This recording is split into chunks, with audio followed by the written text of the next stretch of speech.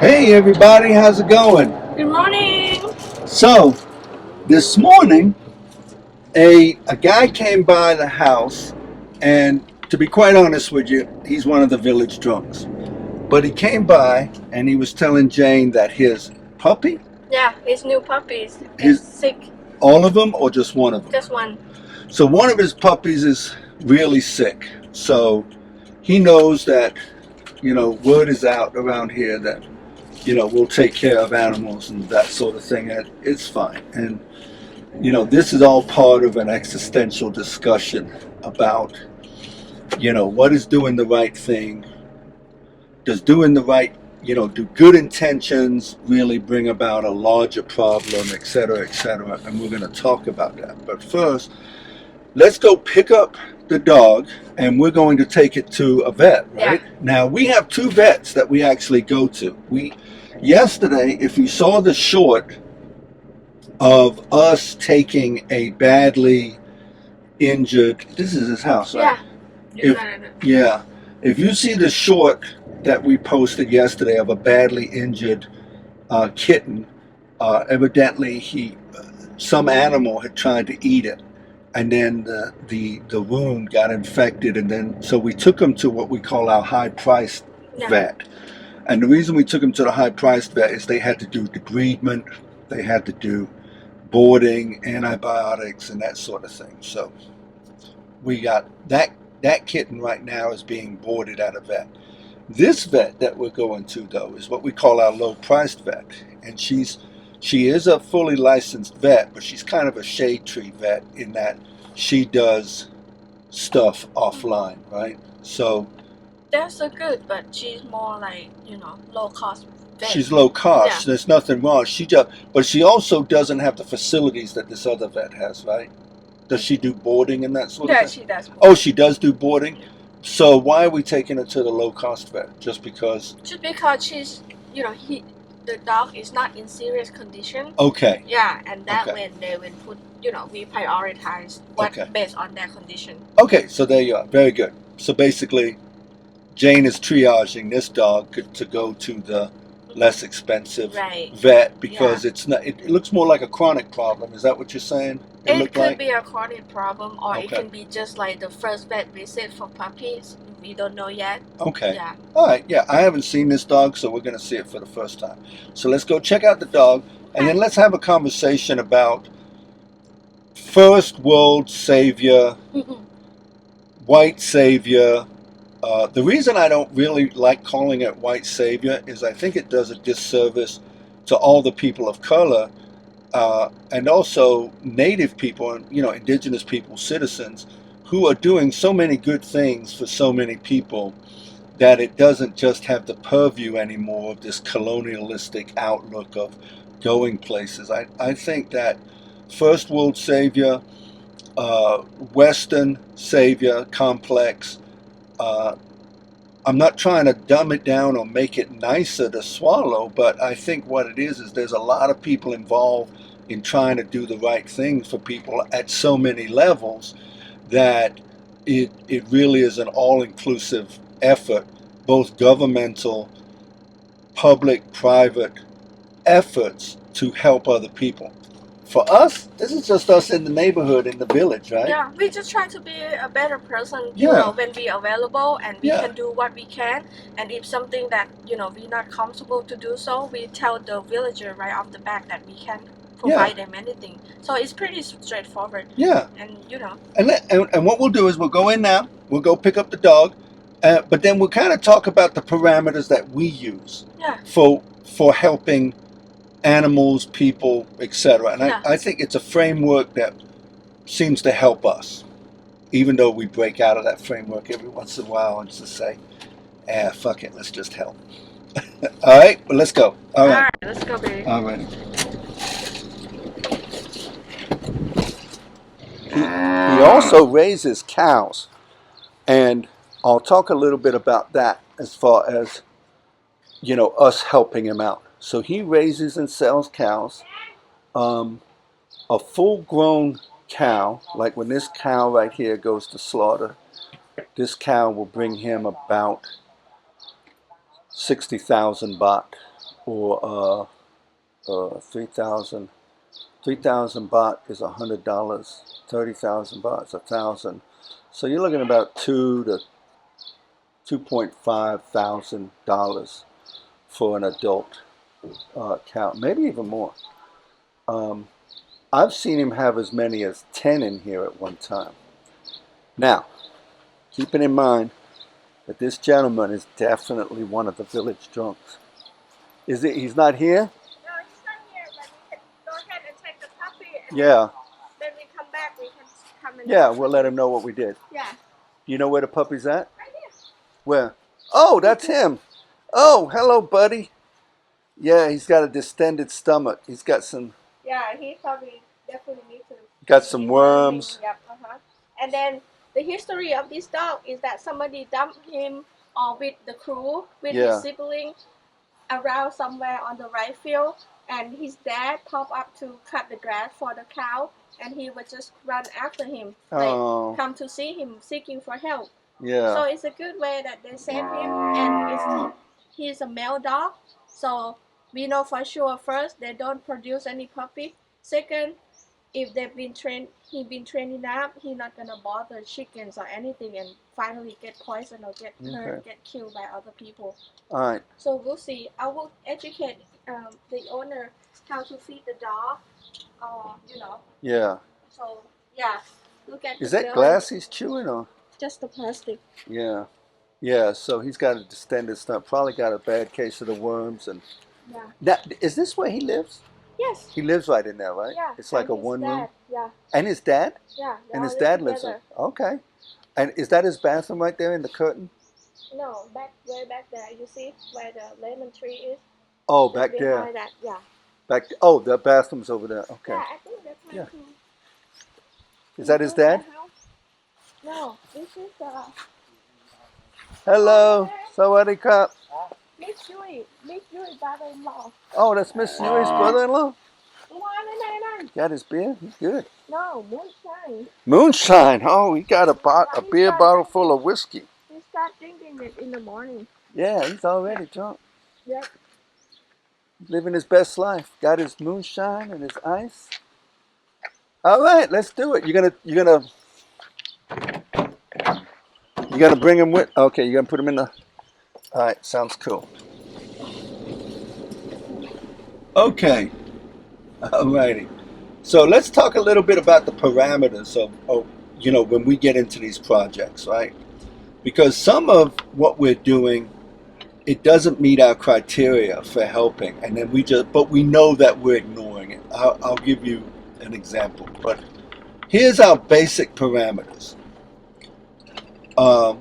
We're not looking, number one, we're not looking to create structure where when we leave, that structure will disappear. That's the number one rule. We are trying to enhance structure, and by doing so, what we're saying is, well, these people, whoever, for example, the drunk guy had the dog anyway, okay? Eventually, he probably would get it taken care of. He probably would do that. And we're convincing ourselves that basically what we're doing is we're creating a situation where, well, instead of him having to, spend money on alcohol, he comes and he comes and gets us, and then we spend our money on the dog. Okay, that's just the way it is. Does that really meet the criteria? In a way, in a strict sense, no. But this is how we get around that. Since he has cows, he sells dried manure. So we're going to have him give us dry manure in exchange for taking care of the dog. Is that right? Yeah. So he at least has enough skin in the game to where he has to give up something for the care of the dog. And I'm a big believer that if you don't have skin in the game, then you're just going to go ahead and accept whatever anybody gives you. And whatever anybody gives you then becomes worthless. At least he'll know. He'll be like, hey, I could have sold that cow manure for, you know, anywhere between $6 and $9, which is a nice little chunk of money for him. The second criteria is it improving? Long term, anything. That's an easy criteria because, you know, we do immediate impact improvements all the time. Easy to do, you know, but really the improvement thing, right, is more like, okay, it might be an immediate impact improvement, but in the long run, is it just really creating problems? You know, I can't think of an example right now. Is that Sarat out there at the police station? Yep, that's him right there. Oh, we should have stopped and said hi. So, Sarat, our friend, who you may have seen on a video by now, he's not quite the chief of police, is he? But he's sort of like a high rank. He runs the police box over there. Okay. Good guy. So, in a nutshell, now, what's the implication of the way we do it? This is no different than non-governmental and government organizations when they look at, hey, are we going to do something, but when we quit doing this, when the funding stops, does everything else collapse? Case in point, the daily dog feeding we do, when we leave, we've got a couple of candidates who we think we can pay to feed those dogs, huh? Yeah. So we'll pay for the dog food and we'll pay them a monthly wage to do the same thing that we do every day. It's a win-win situation. Now, so there we have two criteria. One, is it enhancing an existing situation that was already in place whether we were here or not? And two, is it demonstrably improving upon the situation without long-range deleterious effects? What other criteria do we use? I don't know. This is just very complex to just listen to it. Yeah, but it's kind of like what we talk about. It is kind of like what we talk about, except we talk about it now. We don't talk about it in those terms to each other, but we're like, hey, should we help that person? No, he's a drunk. All he's going to do is like here's a good example. You help a lot of the drunks, but you don't give them money. You give them dog food. That's a good example. Like that drunk might have 4 dogs, and they're like, hey Jane, can you give me some money for dog food? And you're like, no, I'm not going to give you money for dog food, but I will go buy dog food for you. Now, if you choose to eat that dog food, that's your business. But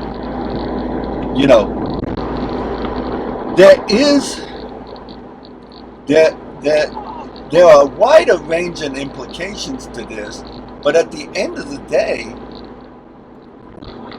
whether you've got a huge multi-million-dollar project going on in a country, or whether you're just like us, feeding and caring for dogs and cats in the small town that you live in, it should really follow the same criteria. And why are we saying this?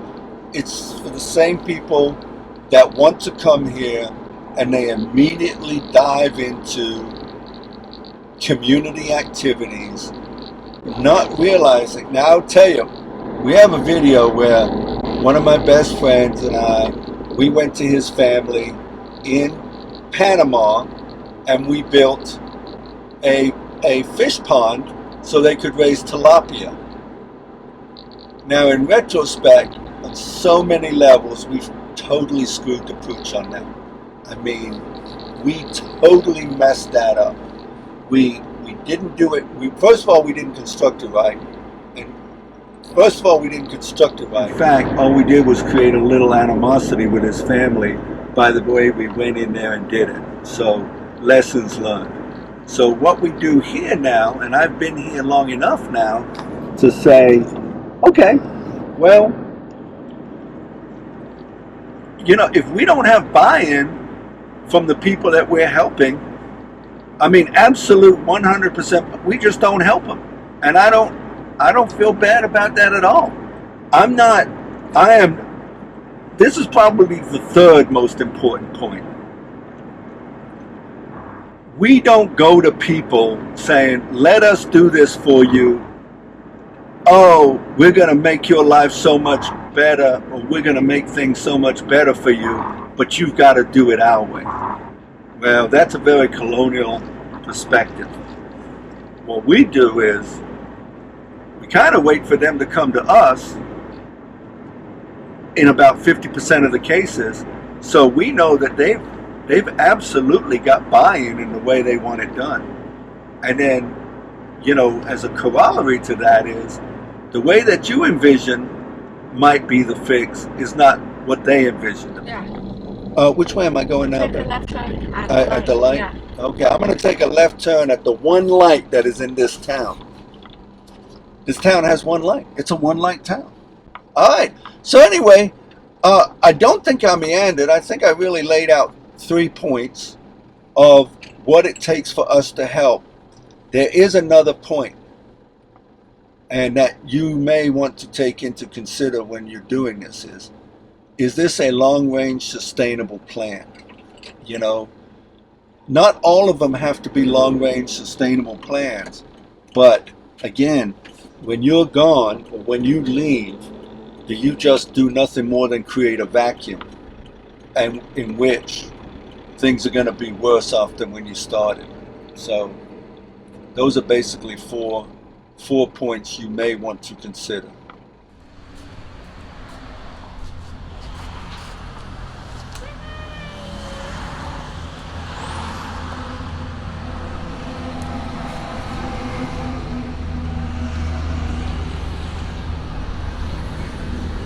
Okay, so we finished up with the vet and now we're headed back home, right? Yeah. Okay, so let's just kind of go over what did we find out about the when they ran the blood test. So he had so many multiple problems. Yeah, go ahead.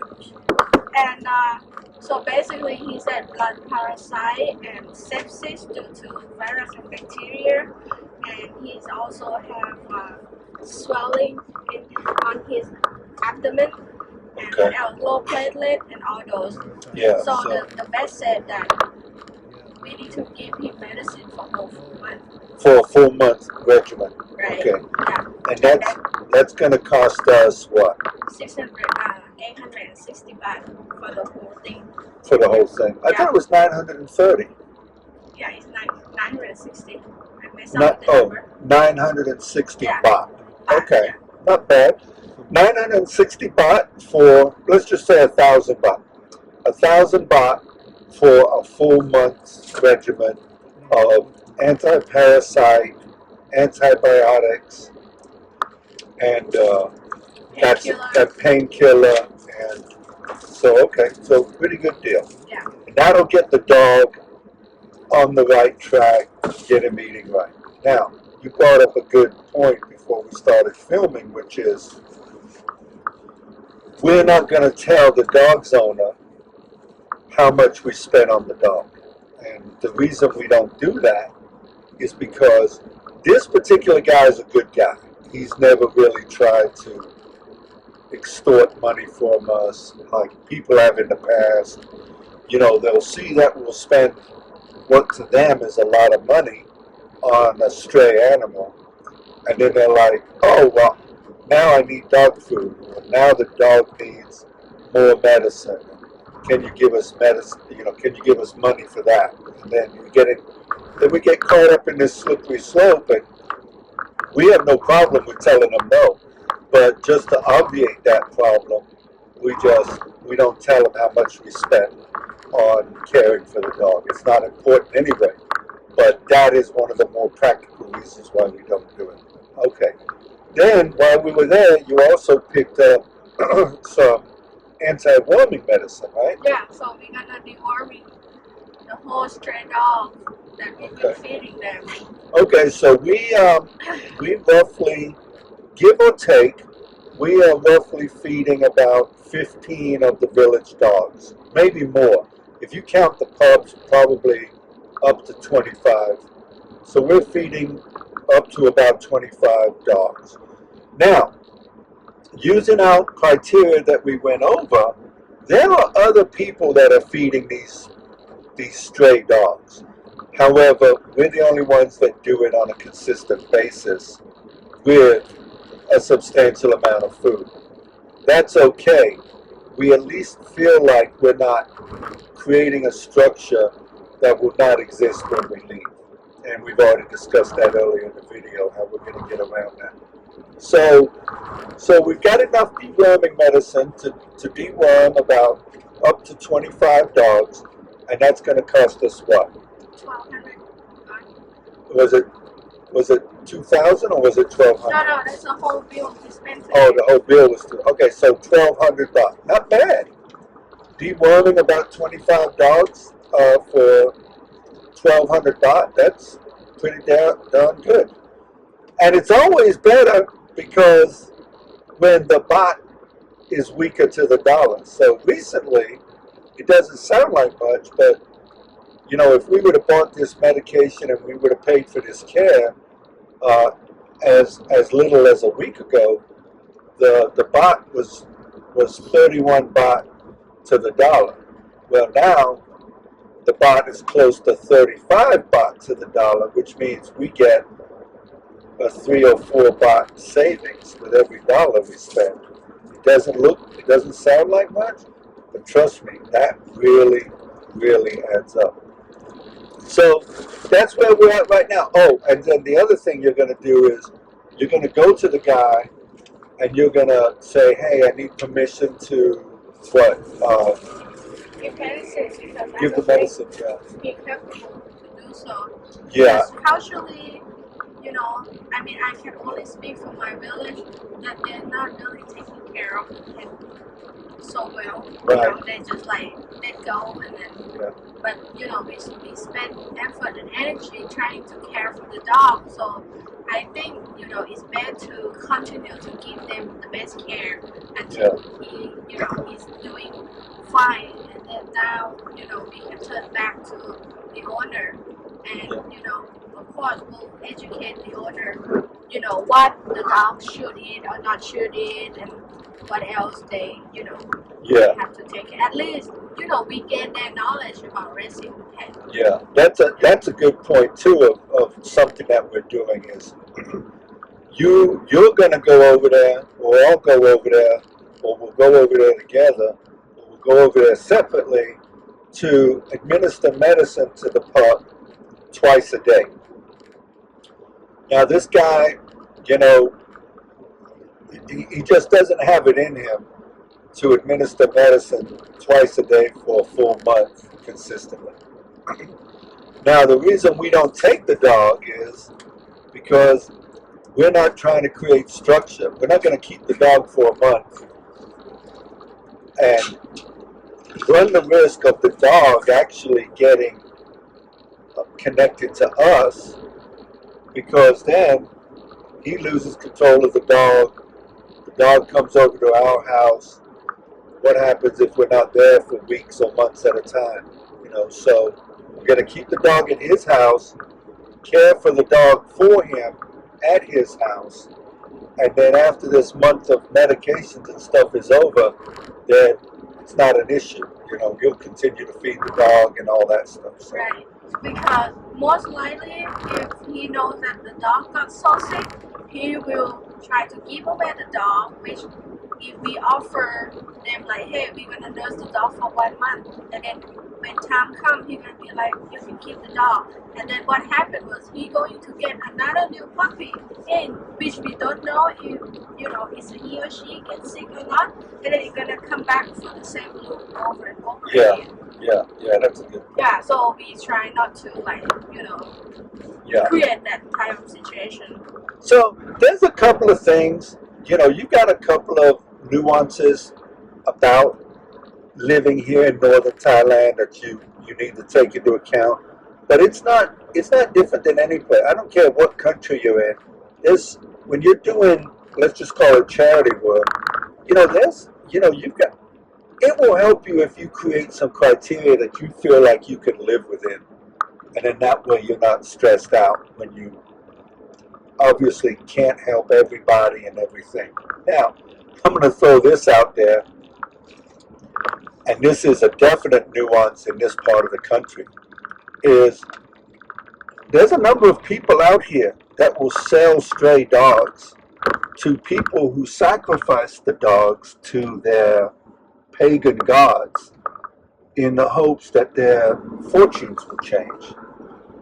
We know that that's happened in this area. And so one of the things that stray dogs run a risk of is getting captured by somebody who will then sell them to, who do they sell them to? Who is it? Different people just believe in this shit, huh? It's just the head of the village. The head of the village believes that shit. The whole village, it just have crazy beliefs. Yeah. So, you know, we can't control that. We can't control that religious aspect of what, you know, when you've got heads of the village, you know, buying dogs off people so they can sacrifice them to their pagan gods. Hey, there's nothing we can do about it. But what we can do is, if we help keep these dogs healthy, that people semi-adopt, they're going to be less likely to sell them for sacrifice, because they'll usually take a dog that's kind of not doing well anyway and sell it. You know, their rationale is, well, the dog is going to die anyway, you know? So, what else we got? That's about it, huh?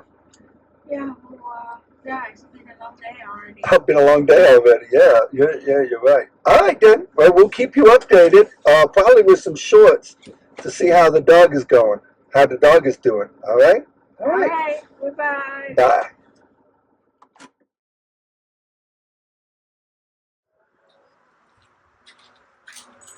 How we doing? Hey, buddy. His stomach is already less distended. Yeah. I'm walking around. Okay. Still trying to feed him rice, huh? That's from 2 days. From before? Yeah. Can you take him out for wee wee? Yeah. Come on. Come on, dude. Come on. Baby. Come on. Come on. Let him walk by himself, baby. Okay.